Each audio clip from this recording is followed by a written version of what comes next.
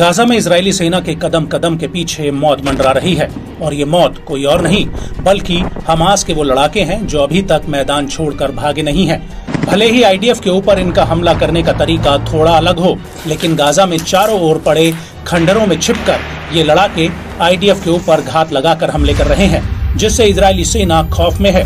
Gaza से हर दिन कोई न कोई वीडियो सामने आ रहा है जिसमें ये साफ दिख रहा है कि कैसे इजरायली फौज अब गाजा में घुटनों पर आती जा रही है।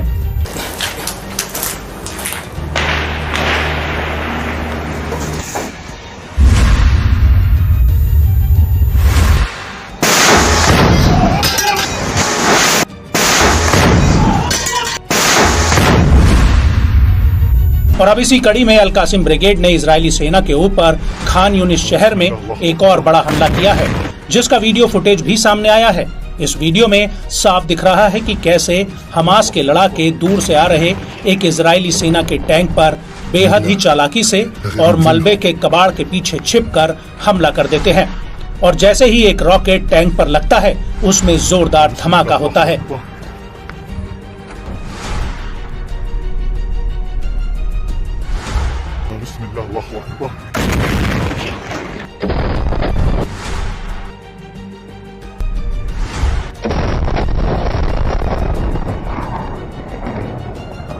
इसके बाद दो टैंक और आगे बढ़ते हुए नजर आते हैं, जिनमें से पीछे वाले टैंक पर हमास के कुछ लड़ाके कंधे पर रॉकेट लॉन्चर रखकर उस पर हमला करने के लिए भागते हैं।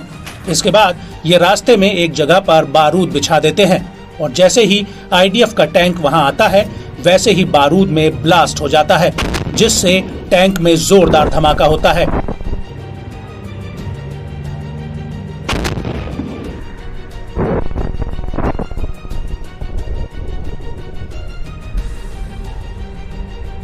इसके बाद एक गली के उस तरफ एक और टैंक खड़ा दिखता है, जिसके ऊपर हमास के लड़ाके रॉकेट दाग देते हैं, जिसमें जबरदस्त ब्लास्ट होता है।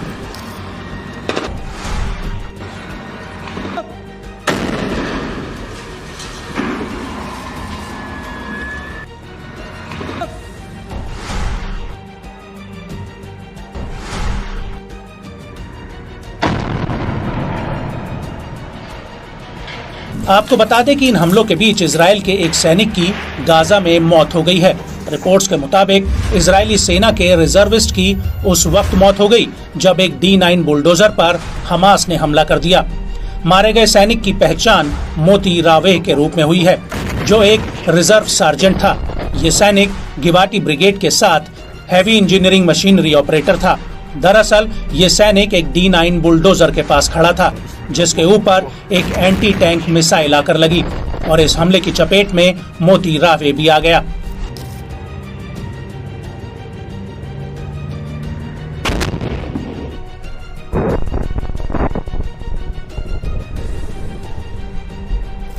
आपको ये भी बता दें कि इसी दौरान 25 जुलाई 2024 को रफा की सड़कों पर इजरायली सेना और हमास के लड़ाकों की जोरदार भिड़ंत हुई है। इस दौरान रफा के ऊपर आसमान में आग की लपटें उठने लगी और दक्षिणी गाजा की सड़कों पर गोलियों और विस्फोटकों की आवाजें गूंज रही थीं। बड़ी बात यह है कि इजरायली सेना पूर्वी खान यूनिस के कुछ कस्बों में काफी भीतर तक घुस चुकी है और उसके टैंक केंद्रीय रफा में हवाई हमलों के साथ आगे बढ़ रहे हैं।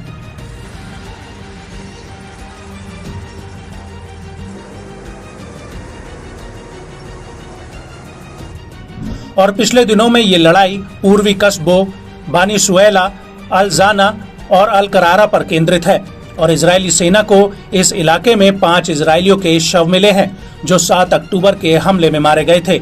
आपको बता दें कि 7 अक्टूबर से अभी तक इजरायली सेना के 688 सैनिक मारे गए हैं और इनमें अकेले 328 ऐसे सैनिक हैं जो गाजा में जमीनी हमला शुरू होने के बाद मारे गए।